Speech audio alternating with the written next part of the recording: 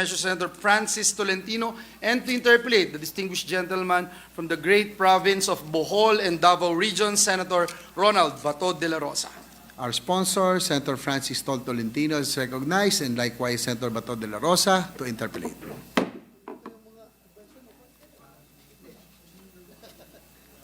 Kayo mag-advise sa akin kung ano yun. Already, Mr. President, Baligtad kayo, baligtad. Printer rin natin. the entire LTO family is behind the interpellator. Baligtad ko, Mr. President. Ang interpellator, ang merong consultant sa likod. You have the backstop. Oh, baligtad ito ngayon. So, better be prepared, Mr. Good Sponsor. Thank you, Mr. President, good sponsor. You know, I have prepared 3-pager list of questions, but I am only allowed by the sponsor to ask one question. No, Mr. President. It is the meron ngang option ang sponsor kung gusto niya magpa-interpellate o hindi, di ba? So, with due respect to our good sponsor, I will limit my question to pwede siguro dalawa, Mr. Good Sponsor. Yes, Mr. Dalawa President. na lang. Yes, Okay? Mr. President. Double-barreled questions coming from... Thank you, good sponsor. Mr. President, as co-author and co-sponsor of Senate Bill number 2555, I am one with a good sponsor in his efforts to rectify a law that is borderline repressive. Crime prevention is and should be what it is, a deterrent. It should not in any way suppress or limit a particular group in our society. The motorcycle riding community has to endure not only the harsh elements thrown at them by nature when traveling from one point to the other. They have also barely managed to survive the harsh penalties of the Doble Placa law, an avoidance made possible only because its implementation was suspended. With that, with the good gentleman from Cavite yield to only two clarificatory questions to spread out in our records our intent in amending Republic Act number 12235, or commonly known as the Doble Placa law. Willingly, Mr. President. Thank you, good sponsor. Mr. President, one of the complaints of our motorcycle riding community against RA 11235 is that the penalties in the said law are excessive and discriminatory. Masyado raw mataas ang fine at mahaba ang pagkakakulong na kaparusahan sa paglabag ng Doble Placa law kumpara sa parusa sa mga four-wheel vehicle drivers. Maaari po ba nating ilahad kung ano ang mga pinagbabawal sa RA 11235 at kaparusahan nito?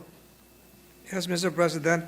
Sa pangkasalukuyang batas under the current law, 11235, driving without a number plate or readable number plate will be fined not less than 50,000 pesos nor more than 100,000 pesos or both.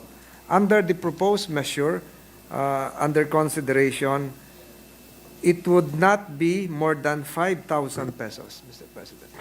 So, malaki po yung pagkakaiba. 100,000 as against, maximum 100,000 as against maximum 5,000. Yung 100,000 po, makakabili na ho ng 2 motor yun. Pan-down payment na ng 5 motor yun. So, malaking baba po nun. And then, pag lost plate po, lost plate or readable number plate, failure of the owner to report the same, shall subject the owner, this is section 11 of RA 11235, shall subject the owner to a fine of not less than 20,000 pesos but not more than 50,000. Under the proposed measure, it will be just 5,000, not more than 5,000 pesos. Under the current law, pag within 3 days, pag nawala yung plaka mo, hindi mo na-report, imprisonment. Shall subject the owner to imprisonment of arresto mayor to prisión correccional. So 1 month and 1 day to 6 years, Mr. President. But under the proposed measure, there is no more imprisonment, but the fine will not be more than 5,000 pesos. And there are other comparative differences, yung erasing and tampering forging, ang penalty po sa existing law is prison mayor, 6 years and 1 day to 12 years, and a penalty of not more than 100,000. Under the proposed measure, punishment by imprisonment from 2 years and 1 day to 6 years, and a fine of not more than 10,000 pesos. So, mas mababa po ito, Mr. President, mas makatao. Mas makatao po ito kasi ang lumalabas po doon sa malalaking penalty, parang na-discriminate na ho masyado yung mga may-ari ng motor. Mas malaki pa ho sa mga may-ari ng kotse. Yung may-ari ng 4 na gulong, mura lang po yung mga fine. Minsan, nag-hit and run pa na hindi nahuhuli. Ito sa motor, ang laki. Mahal pa ho sa presyo ng motor at mas matagal pa yung pagkakakulong. So, buburahin na po natin yung diskriminasyon na yan, Mr. President, at gagawin po natin mas makatao itong bagong batas kaysa po sa pangkasalukuyang doble plaka law. Salamat for that clarification, Mr. President. Parang bang ibig mong sabihin na under the current law, kahit na ibinta ng may-ari ng motor, yung kanyang motor, para pangbayad lang ng penalty na 100,000, hindi pa rin, it will not suffice, hindi pa rin kaya. Dahil ang motorsiklo ngayon, yung, kung hindi brand new, yung second hand, isa way below 100,000. Opo. So, hindi pa rin, kahit na ibinta na niya yung pangkabuhayan niya ng Opo. motor, hindi pa rin niya mabayaran yung Opo. penalty. Hindi lang po yan, Mr. President. Minsan po, pati buhay ay nakataya. Kamakalawa po, Mr. President, I read some news reports. Isang famous vlogger, kabataan, tiga Bataan Province. Pinakasikat po sa Bataan, magaling mag-video. Nagdadrive po siya ng motor. 24, 23 years old. I forgot the name. God bless his soul. Angkas niya po yung girlfriend niya. Nagpipicture siya kasi ang dami niyang followers. Binangga po siya ng truck sa likod. Ganun lang po, nawala, napawi yung buhay niya. Pati po yung girlfriend niya. You can look at several news reports since yesterday and the day before. So, ang laki po nung risk ng mga nagmumotor, and yet, napaka-discriminatory pa sa kanila yung mga penalties, Mr. President. Well, thank you for that information, good sponsor. So, with your explanation, maaari po bang masabi natin na sa mga proposed amendments sa doble plaka law, mas naging equitable ito? Masasabi niyo po ba na mas naging patas ang timbangan ng batas para sa mga nagmamaniho ng iba't ibang uri ng mga sasakyan? I think so, Mr. President. So, pag napasa po ito, will now be going into the realm of implementation. And that would be really outside the confines of what we are trying to legislate today. So, kung yung mga mag-implement naman, masama yung pag-implement, baka mawala na yung pagkapatas. Pero as I look at it now, Mr. President, you have the correct word. This will be more equitable and fair, non-discriminatory dahil hindi na po dapat sila tingnan bilang mga riding in tandem na mga kriminal. Yung sinasabi ko pong mag-boyfriend, girlfriend ay nagbibideo lang po at sila po ay mga kabataang vlogger sa Central Luzon. Sikat po ito eh. Ang dami hong followers. Tapos binangga lang, nasawi sila, kamakalawa. So ito po yung naghahanap buhay. Yung trabaho nila ay yung pagbibideo, pagbablog. So nakakalungkot, Mr. President, under the current setup, para po silang kriminal. Pag nag-riding, dalawa kayo, ay riding in tandem kayo, suspect agad kayo. So mawawala na po yun, papawiin po natin yun. Mr. President, hindi po nila kasalanan nakamotor sila. Kasalanan po ng pamahalaan na wala tayong effective means of transportation. Kasalanan din ng ating sistema na wala tayong mga tren, monorail, subway, etc., etc., Mr. President. Thank you, Mr. President. And I would like to manifest that I will be one of those beneficiaries of this proposed measure if this is passed into law. Because I am an avid motorcycle rider. Almost all the time, nagmumotorsiklo ako. So, salamat for this amendment. Maraming salamat, Mr. President. Thank you. Thank you, Senator De La Rosa. Thank you, Mr. President. Thank you, Senator De La Rosa, Majority Leader. Yes, Mr. President. Mr. President, next to interpolate is the distinguished gentleman from Cagayan de Oro, our Minority Leader, Senator Coco Pimentel. I move that he be recognized, Mr. President. Our Minority Leader, Senator Aquilino Coco Pimentel, is recognized.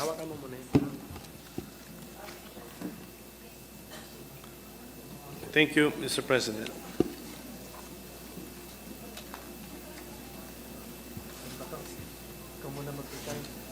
Mr. President, with the permission of our sponsor, Willingly, Mr. President. our measure, the measure we are considering is amendatory in nature, Yes, Mr. President. and we are amending RA 11235 or the Motorcycle Crime Prevention Act, Yes, Mr. President. and we are amending it comprehensively. Are we overhauling the said law? Not really, Mr. President, but the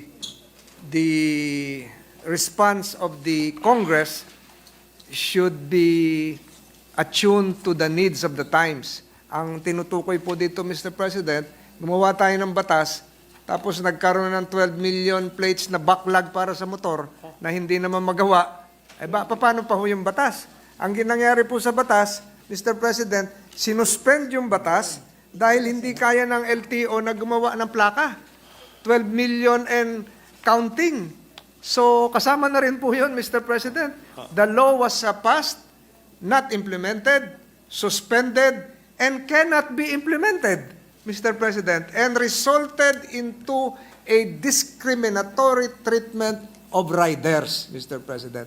I Yes, see if the also- presiding officer nodding his head, and perhaps if we suspend the rules, he can participate, Mr. President, because he is very knowledgeable in this subject matter. I'm referring now to Senator J.B. Ejercito. Yes, if I may, with the indulgence of our sponsor, this is an anti-crime measure, no? Because the use of motorcycle at that time was very prevalent, no? For use for crime, yung riding in tandem. That's why this was introduced. It had good intentions, but as mentioned by the sponsor, what was not intended, what was not expected was the 10 to 12 million backlog. If we were to think of peace and order, anti-crime, mas importante na meron lahat may plate number, no? And the problem of LTO right now is the 10 million backlog at present. If we will double it, no, yung doble plaka, as mentioned by the sponsor, baka hindi na natin ma-achieve. And what worries me also, Mr. Minority Leader, is that the more motorcycles that have no plates, it is more vulnerable for use for criminal activities. So it's more important to have plate numbers than no plate numbers at all. So that's the intent of the measure. To put in proper context, the 10 to 12 million backlog in vehicle license plates cover all kinds of vehicles, not only motorcycles. I think for four-wheeled vehicles, about 2 million for motorcycles. So motorcycles is 10. 10 million ng motorcycles. And when we say 10 million plates, are these 10 million pairs or 10 million pieces? Is the backlog? Mr. President, I think that would be, I have here a chart. Sana hindi na ito West Philippine Sea. Ayun. So, Yeah, let us look at the chart of Mr. Professor President, Tolentino again. yung backlog po natin ay 12,548,909 pieces. September 23 up to the present. So, ngayon po, February 15, this was done. This from the records of LTO, February 15. Nadagdagan pa ho ito, Mr. President. Yung 3 million plus po yung sa mga kotse, four-wheel, at 9 million plus doon po sa motorsiklo, Mr. President. Pieces. Yes. And then what a coincidence, Mr. President. The updated figure is the same as the Total. The remaining backlog, is that supposed to be the same? You have a 2020 vision, Mr. President. Malapit kasi ako eh. Na pareho din po, Mr. President. Kaya nga, The I mean, backlog, Is that supposed to be the same, Sir President? yes, the same. That Kasi figure? Okay. present po eh. Sige Present, po. oh. Apa. So pieces. So what is the current rule for motorcycles? They need to have 2 plates. Tama po ba 'yon? Correct, Mr. So President. more or less i-divide natin by 2 yan. Mga 6 million motorcycle units ang affected. Tama po ba 'yan? Can I have a 1-minute suspension? Dito po yung mga LTO. Session suspended.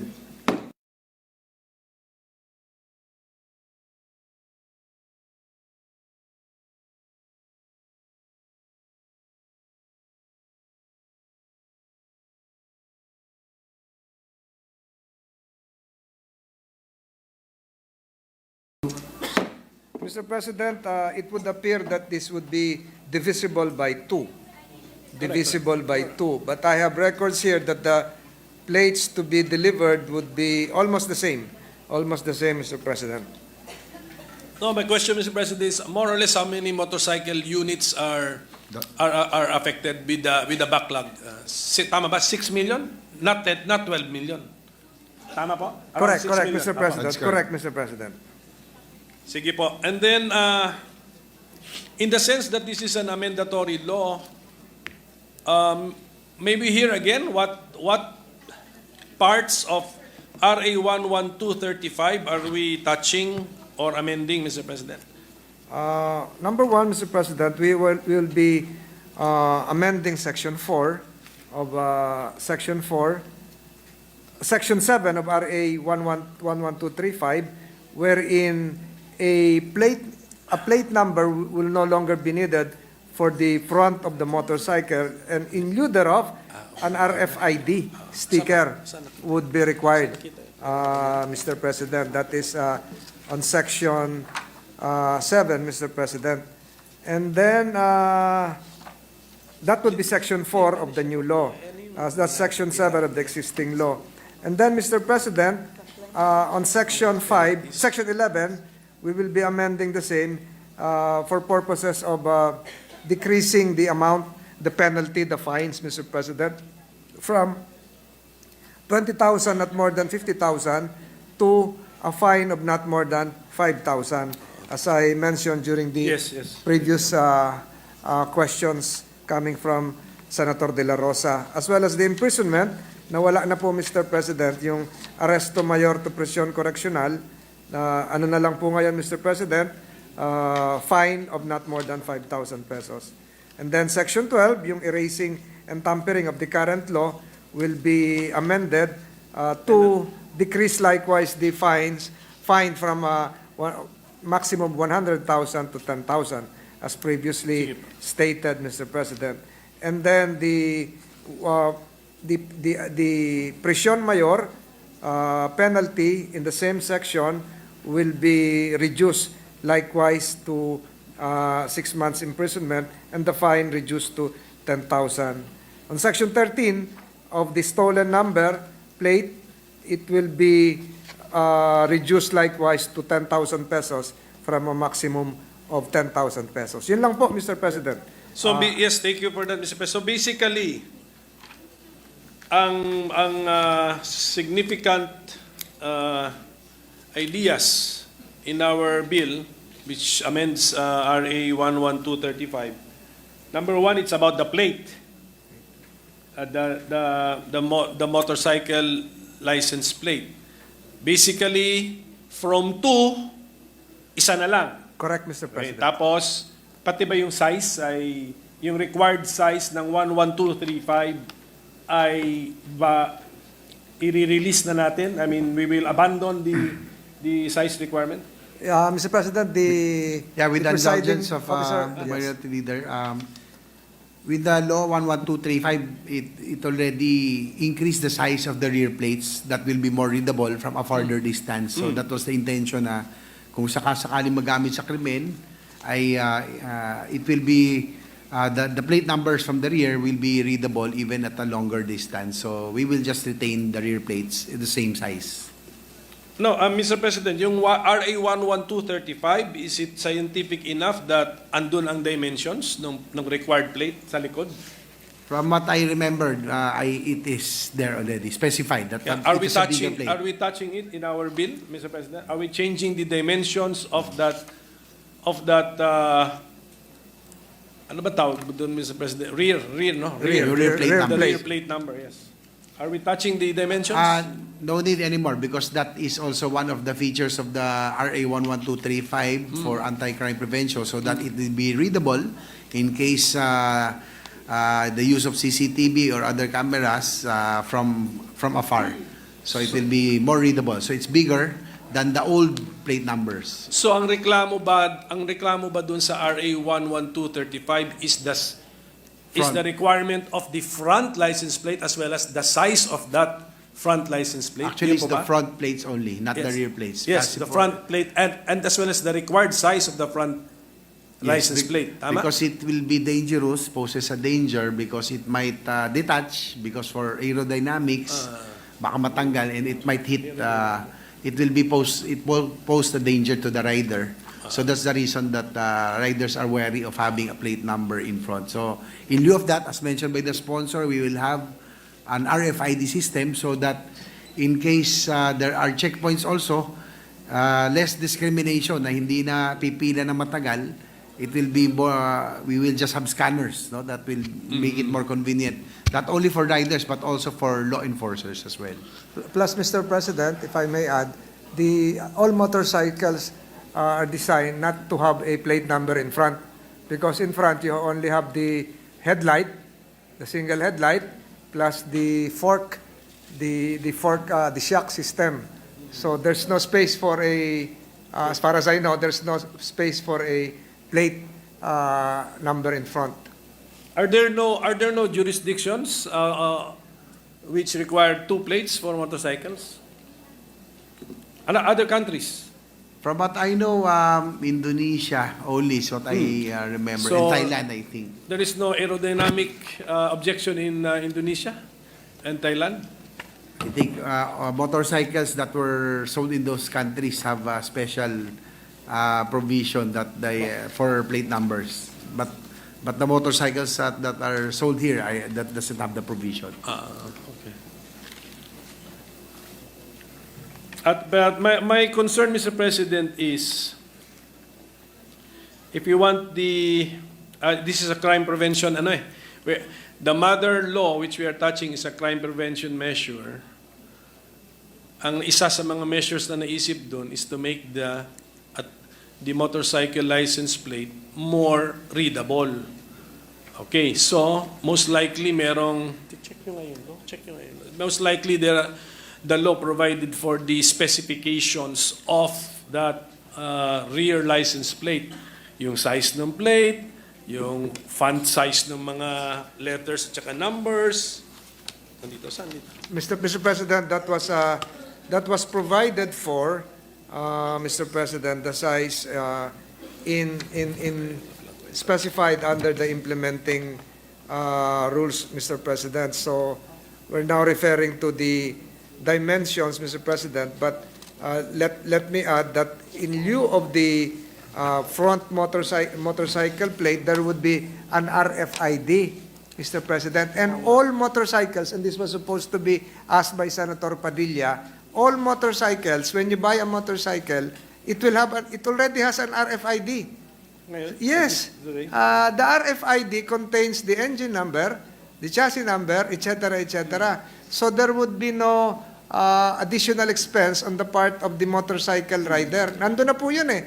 So what will be needed, Mr. President, following the line of thinking of the good minority leader, is that there should be a scanner, a motorcycle gun scanner, I don't know the exact term, to read the RFID during checkpoints, during legal stop and frisk, etc., etc. So, yun po, Mr. President. Walang dagdag na gastos ito sa mga riders.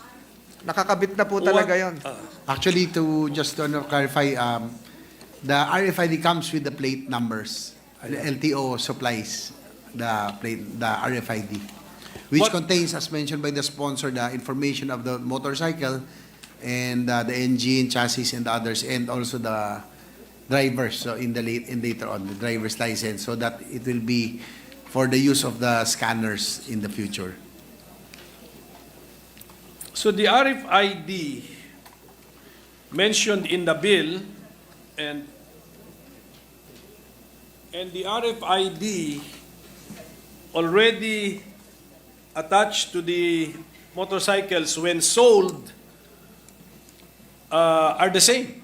That's already compliance with the law, with the bill, Mr. President. Correct, Mr. President. Okay, but are we referring to the those newly sold? Correct, Mr. President. Paano yung mga luma po? There would be a system in case of transfer of ownership, repossession. Marami po kasi, Mr. President, repossession.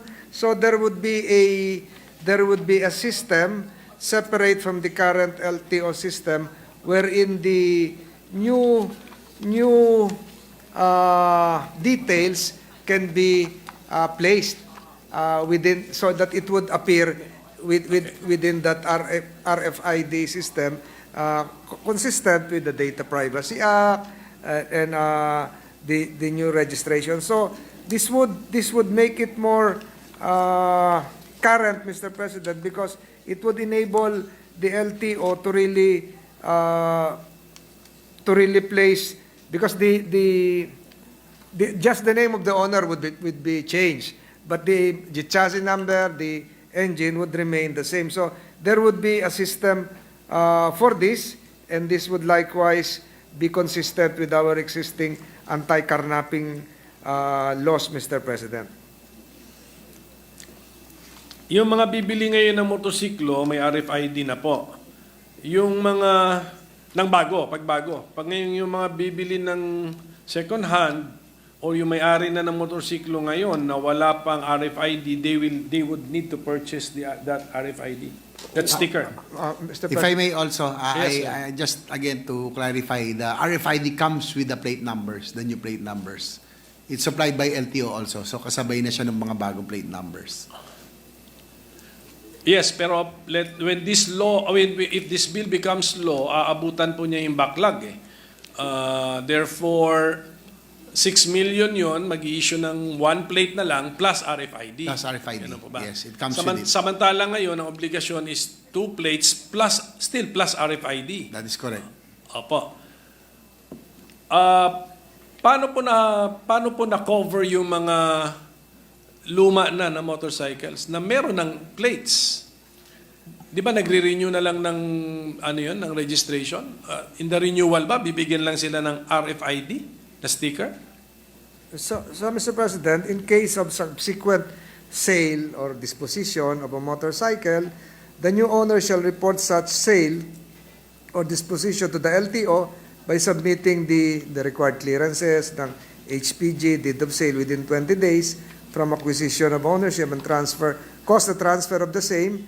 Bibigyan na po yun ng bagong dokumento. The same is true with yung mga nabanggit ko kanina, yung may mga bumibili kasi ngayon na makikita nyo sa Facebook Marketplace, yung pasalo. Pasalo, assume balance. Yung assume balance, the new buyer shall secure from the dealer or the original buyer an authority to use such motorcycle as proof of such acquisition scheme. And just the same, they will be given the new scanner readable RFID stickers. Yes. Upon registration? Yes. Or renewal of the Yes. registration. Okay po, sige. And hopefully that RFID will contain information about the motorcycle as well as about the owners, the ownership. Okay. Kasi it's a crime prevention So measure, so we need the information. You're correct, Tama Mr. po. President. Sige po. And then So meron na palang RFID ngayon. Binabasa na po ba yung existing RFIDs ngayon ng LTO or any law enforcement entity? If I may also, actually that's for future use. We need to purchase the scanners for the law enforcers and set up the action center.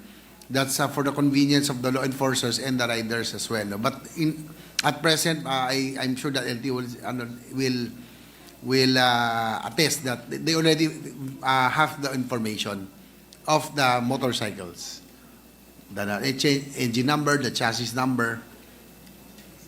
I think the sponsor will. Yes, yes, we totally agree with the presiding officer that what we would be needing in the future would be for the law enforcers to have the proper scanner. This is a gun-type portable scanner, yung parang babarilin mo lang.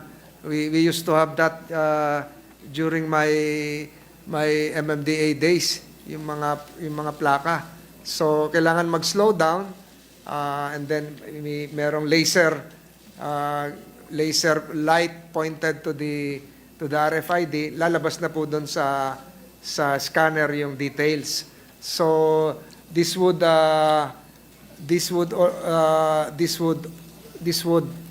do away with your usual titigil ka sa tent, checkpoint, pangalan mo, lisensya mo, taga saan ka, alis ka ng helmet, saan ang punta mo, baba ka muna, kap ka, saan ka galing? Matagal ho yun tas traffic na sa likod. So, Actually, I was informed, Mr. President, that the Actually, this is LTO... one of the discriminatory provisions Yes. of the present law, because every morning about 30-50 riders are waiting in the heat because of the Yes. checkpoints. It's very inconvenient. They have to bring out all the documents. The law enforcers have to read, no? Yes. Also by one. So it's really inconvenient for both the law enforcers and the riders. So we're hoping that with the use of these scanners in the future, we can purchase already. It will already be anti-discriminatory. Yes, Mr. President. Hindi lang po, Mr. President.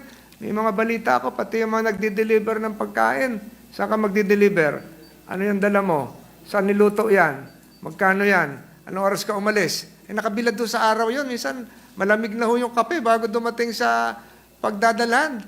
Tapos, minsan, umuulan. Yung ganun discrimination. But I was informed that LTO already has in its possession a limited number of these handheld devices. Meron na po sila. Sige po. But even if the RFID is scanned, there is no picture, no, of the owner. There is no picture, only the name. Only the name, the details of the motorcycles, and I think the license that will be inputted. Only the information. The license of the driver, Mr. President. Can we ask our LTO? You can ask the LTO. If that handheld scanner is used now, what data will it reveal, Mr. President? 1 minute suspension, Mr. President. Session suspended.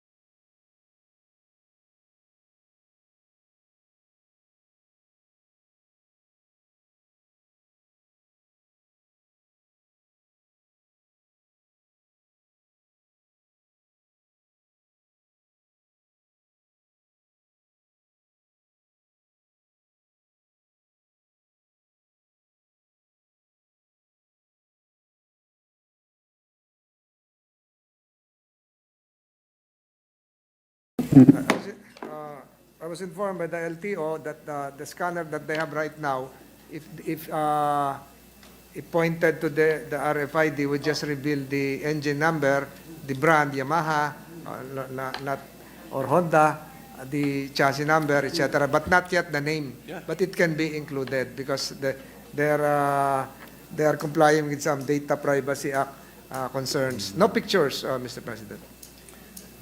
So how can it be a anti-crime measure, Mr. President? Yung RFID. It will reveal to us that ito yung identity ng motor, and then so what is the value, Mr. President? If I may, because sometimes criminals or those riding in tandem, they use stolen plate numbers. So at least when they are accosted in the checkpoint, you can be sure that that plate number really belongs to that motorcycle. Is that, Mr. is that one of the information to be revealed, Mr. President? No, Mr. President, the RFID should be compatible likewise with the plate at the back. Yes. Yun na That's nga. correct. Yes, kasi minsan nakaw na Yes. yung plaka eh. Mention ba niya? Nakaw na yung plaka, kaya hindi nag-match. Tapos, in the future, if the system would allow in the future the incorporation of the name of the owner. Not necessarily the rider, the owner. Kasi minsan yung Tama, the owner. rider iba naman sa owner.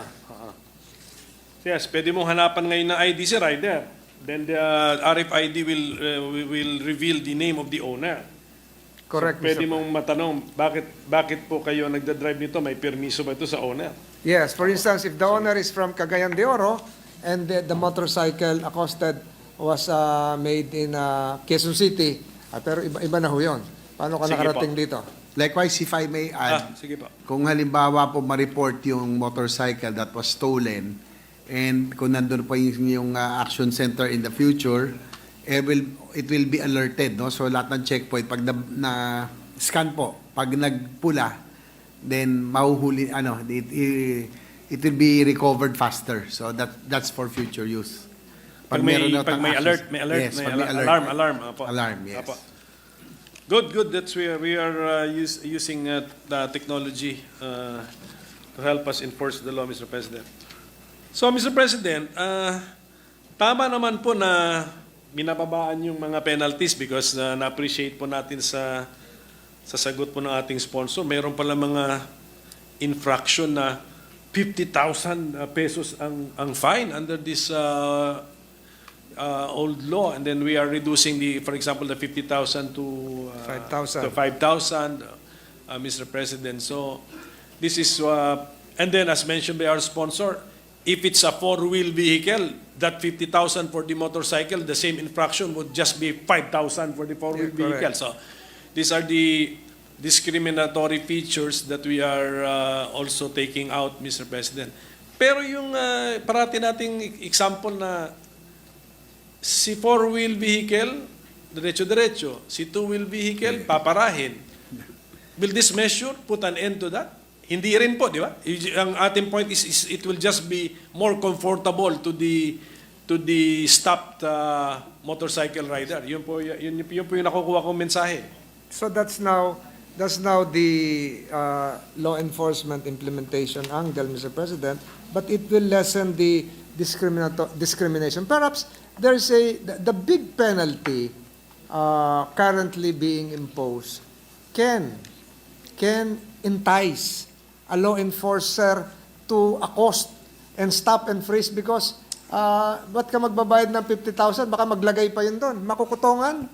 Di ba ho? It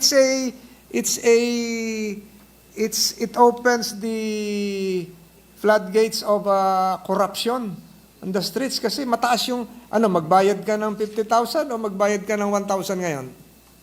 Di ba yung mga ganun, no? So, kaya nai-entice yung iba kasi pwede mong i-flag down, alam nila ang laki ng penalty. Pero kung yung penalty po hindi ganun ka confiscatory in nature, baka pare-pareho na lang ang trato.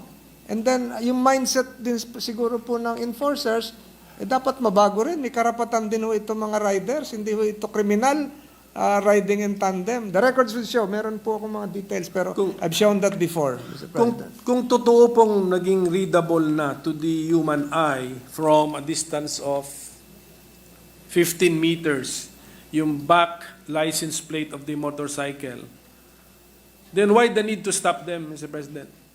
Ganun din naman yung four-wheel na vehicle. Hindi ni-stop dahil supposed to be readable na yung kanyang license plates, both front and back. So, what is the rationale on the need to stop our motorcycle riders, Mr. President? That came from the notion, that mindset that yung mga rider nga sinasakyan ng kriminal, getaway, yung mga napapanood na Netflix na dumadaan sa hagdanan, na mabilis mag-getaway vehicle. Hindi naman ang mga babae po nakasakay, angkas-angkas, naka-side view.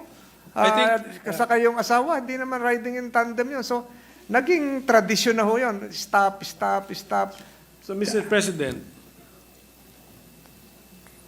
Kasi nga pag parating yung motorcycle na wala naman siyang plate sa harap, license plate na readable, immediately readable sa harap, the law enforcer does not know kung may license plate siya sa likod. So that's why I think the reason why they need to stop. Kahit may check, kailangan ma-check din kung may license plate sa likod because otherwise, magagamit pa rin sa krimen eh. And then, pagkatapos ng krimen, when you look after now the motorcycle used in the crime, wala rin palang license plate sa likod. So how do we solve the crime, Mr. President? Kung ganyan nga tayo Mr. President, kalinyan, Mr. President. You must be aware, in other jurisdictions, and I'm sure the good minority leader is aware of this, if you go to other European countries, in other states, Pennsylvania, walang plaka sa harap, sa likod lang. I think Texas, wala sa harap, sa likod lang. Kotse na uta, four-wheel drive. So, and yet, their highway patrol groups are being able to enforce traffic laws, Mr. President. So, ang trend po ngayon talaga, ang plaka sa likod na lang eh. May makikita kayo, walang laman sa harap. In some states in the United States and some European countries, I think Germany is also included, Mr. President, in that long list. Ano ba itong decal plate? Ano siya dito? Mr. President, I'm now looking at the LTO IRR kasi doon yata na-delegate natin doon yung authority for the LTO to now determine the actual specifications of the license plates. There is a metal plate and a decal plate. For my education, what is a decal plate, Mr. President? Mr. President, the decal plate. The presiding officer can... Yes. Actually, that was in the old Sa law, harap. no? That there would be in lieu of the metal plates for say the decal plates, but That's in the front. In the Yes. front. Okay, let's not talk about the front one because yes. the measure is about the back motorcycle license plate. So ito po, galing sa LTO. The metal plate shall be 235 millimeters in width and 135 millimeters in height. Yun, in height. Okay, di ko nabanggitin yung material. It must be with reflectorized background and security features. The font size for all alphanumeric characters is 60 mm tall. Ngayon, kung ikumpara po natin ito para scientific, 235, 135, 60. Kumpara po natin sa nabanggit po ng sponsor natin na European countries na hindi na po naglalagay ng license plate sa harap ng motorcycle. Yeah, no, Ano pong specs po dun sa mga European countries na yon? Mr. President, I'm not just referring to motorcycles, yung pong mga kotse. Yes, but Kotse let's po, wala na po. apply it to motorcycles now because we're talking about this. So, what would be the readable license plates? Ang aking point, Mr. President, baka naman itong ating mga specs do not make the motorcycle back license plates readable, Mr. President. If Kasi I may- this is an anti-crime measure. Let's really make it a meaningful and effective anti-crime measure, Mr. President. If I may, again, from what I remember, the old green plates, yung mga meaning the old model motorcycles, they have a smaller plates. So, because of this RA 11235, based on the specifications, these are bigger. It's black and white and much bigger. Apa. It's almost like the European specs, so that it will be more readable even from a farther distance. Mas malaki po siya, siguro maybe about 30-40% bigger than the old plate. Than the old Philippine plate. Yes, Okay, yes. so but the metal plate would now be bigger, but I'm the entries, the information in the metal plates, yung mga letters and numbers, yun ang tanong ko. Are they bigger or are they the same? Ngayon, Mr. President, on the way here, siyempre, alam ko na may interpellation tayo ngayon. Tumitingin ako sa mga motorsiklo sa daan. Okay, ako po'y nakakita ng 3 letters and then followed by 7 numbers, I think. Am I correct? And then may nakita naman ako na sobrang haba. Meron pang na word na Maverick. Ano yun? Ano yung mga ganun? Ano po yun? Temporary plates ba yun? If we look at the plate number system of the Republic of the Philippines, we are in a confused state, Okay? Motorcycle lang po yun, pero siyempre nakikita ko rin sa mga sasakyan. I see green, Black and white. three letters and three numbers. I see black against white, three letters and four numbers. And then I see many other plate numbers, Mr. President. Designs, Mr. President. So may we know, ang tanong ko lang po, ito pong nasa LTO, IRR, how does it compare to the European countries where law enforcement is efficient and effective even with just one plate for the motorcycles, Mr. President? We are, I think the new, our standard right now is compliant with European standard. But to clarify, yung mas marami hong letters, numbers, yung po ay mga temporary. So ito po yung sinasabi ko for comparative purposes, yung sizes. So mas maliit tayo ng kaunti sa Vietnam, mas malaki tayo sa Vietnam, mas malaki tayo sa Thailand. So ito po yung sa atin. In terms of height, mas malapad po yung Thailand. This is Thailand, this is Vietnam.